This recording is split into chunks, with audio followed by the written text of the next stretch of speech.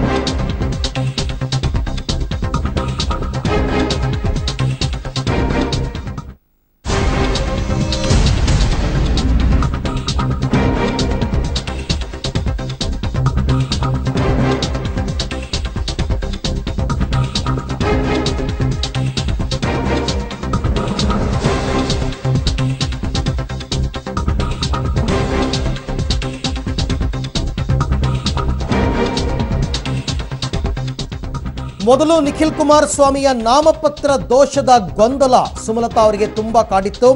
ಈಗ ಇನ್ನೊಂದು ಅನುಮಾನ ಪ್ರಬಲವಾಗ್ತಾ ಇದೆ. ಅಂದ್ರೆ ಒಂದು ಅನುಮಾನ ವ್ಯಕ್ತಪಡಿಸ್ತಾ ಇದ್ದಾರೆ ಸುಮಲತಾ ಅಂಬರೀಶ್ ಅವರು. ಚುನಾವಣಾ ಅಧಿಕಾರಿಗಳನ್ನ ಭೇಟಿ ಮಾಡಿದ ವೇಳೆ ಸುಮಲತಾ ಅವರು ಈ ಅನುಮಾನವನ್ನ ಕೂಡ ವ್ಯಕ್ತಪಡಿಸಿದ್ದಾರೆ. ಇದು ಅಂತಿಂಥ ಅನುಮಾನ ಅಲ್ಲ, ಕೇವಲ ಅನುಮಾನ ಅಂತ ತಳ್ಳಿ ಹಾಕುವಂತಹ ವಿಚಾರನೂ ಕೂಡ ಅಲ್ಲ. ಹಾಗಾದ್ರೆ ಏನದು ಅನುಮಾನ? ಕೆಲವೇ ಕ್ಷಣದಲ್ಲಿ ಪಬ್ಲಿಕ್ ಟಿವಿಯಲ್ಲಿ ಈ ಸ್ಫೋಟಕ ಸುದ್ದಿ ಅನಾವರಣವಾಗ್ತಾ ಇದೆ.